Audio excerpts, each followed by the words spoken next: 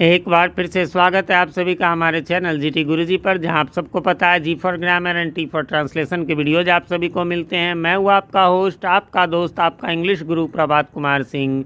और आज मैं आप सबके लिए लेकर आया हूं ऑक्सफोर्ड करेंट इंग्लिश ट्रांसलेशन की एक्सरसाइज 160 के सॉल्यूशन को लेकर के, जिसमें ट्रांसलेट इनटू इंग्लिश।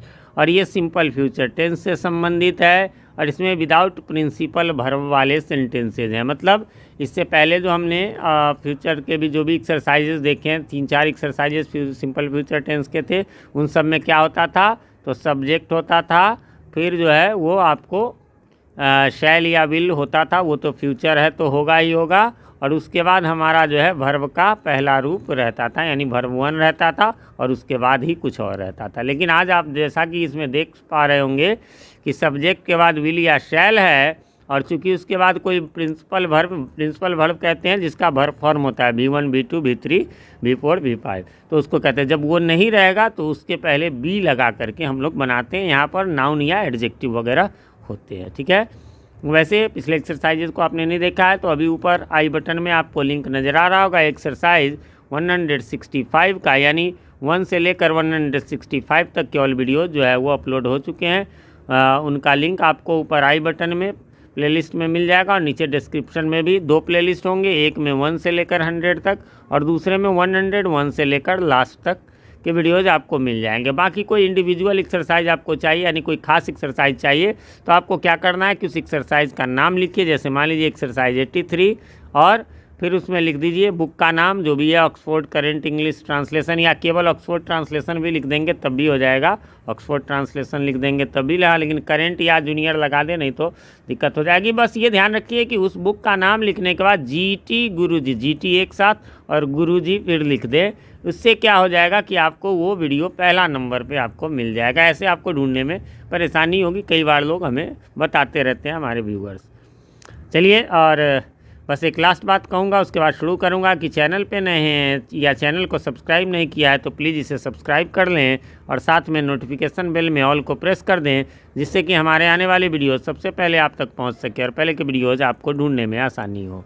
और अभी देखते हैं, रिपोर्ट आता है कि 85% लोग ऐसे हैं जिन्होंने सब्सक्राइब नहीं किया और वो हमारे वीडियोज़ देखते हैं। प्लीज़ सब्सक्राइब कर लें ताकि हर वीडियो आप तक मेरा पहुँच सके। चलिए तो शुरू करते हैं। रीता नर्स बनेगी, है ना, वो बनेगा, होगा, रहेगा, ये सब के लिए आपको ऐसे ही है, शैल विल के बाद बी लगा करके और वो शब्द लगा देंगे, तो क्या हो जाएगा, Sita will be a nurse. तुम किसान बनोगे, you will be a farmer. जिससे किसी काम के करने वाला का बोध होता है, उसमें ए एन सिंगुलर में और प्लूरल में SEIS लगता है। मैं कल वहाँ रहूँगा, आई शैल बी देयर टुमारो। यहाँ कोई नाउन नहीं है, यह स्थान की बात है।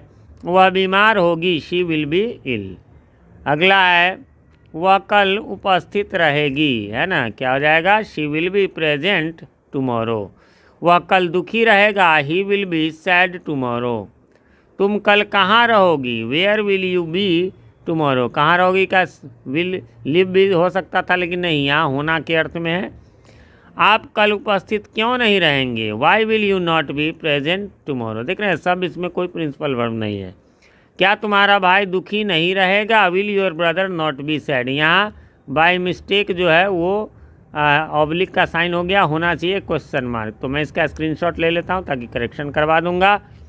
क्या वे खुश नहीं रहेंगे, विल दे या ही नॉट बी हैप्पी। कहेंगे सर यही कैसे, वे का तो देखिए, वे हिंदी में आदर सूचक शब्द में आता है। जैसे वे मेरे पिताजी है, वह मेरा पिताजी है थोड़ी कहेंगे, वे तो बहुवचन है, फिर क्यों करे, तो आदर सूचक वाक्य में बहुवचन होता है। यहाँ क्लियर नहीं है कि वे एक आदमी खुश नहीं है कि वो बहुत सारे, तो इसलिए दोनों में से कोई हो सकता है। तो मैं जब बताता हूँ तो मैं पूरा दे देता हूँ। आपको पता होगा, पहले मैं टीचर हूँ, बाद में यूट्यूबर हूँ, तो जो सही जानकारी होगा वो देना मेरा काम है।